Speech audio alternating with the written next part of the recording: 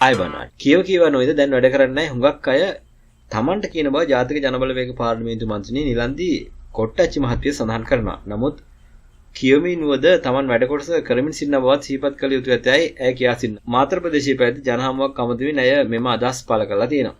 ශ්‍රී ලංකාවේ කාන්තා දේශපාලඥවරියක් නවසීලන්තය බලා පලා ගොස් ඇති බවට එරට මාධ්‍ය වාර්තා කරලා තියෙනවා.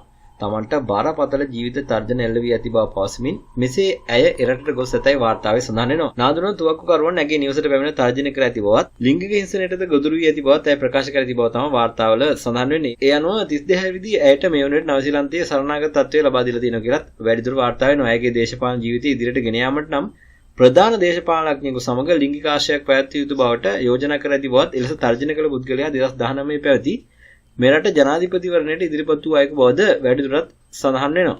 ඉතින් මේවට දකින්න තියෙන්නේ නිව්සීලන්ත ඒක නවසීලන්ත වෙබ්සයිට් එකක් මේ පුවත් වාර්තා කරලා තිබේ මේ ආකාරයට.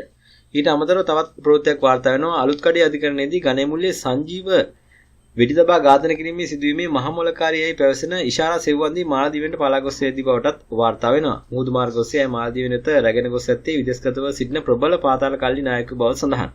ගණේමුල්ල සංජීව ඝාතනයට පත් වූ දා සිටම ඇස්වා පොලිස් කණ්ඩායම් රැසක් රට පුරා මෙහෙයුම් සිදු කරමින් සිටිනවා. ඉෂාරා සෙව්වන්දී සම්බන්ධයෙන් සියලු තොරතුරු ඉන්දියා බුද්ධ්‍යංශ සමග මෙරට ආරක්ෂක අංශයෙන් මේ වන විටත් හෝමාරු කරගෙන ඇත්තේ ඇය ඉන්දියාවට පලා ගොස් සිටියොත් අත්අඩංගුවට ගැනීම පහසු වීම සඳහා කියලා තමයි ලංකා සී නිවුස් වෙබ් අඩවිය වැඩිදුරටත් වාර්තා කරලා තියෙන්නේ.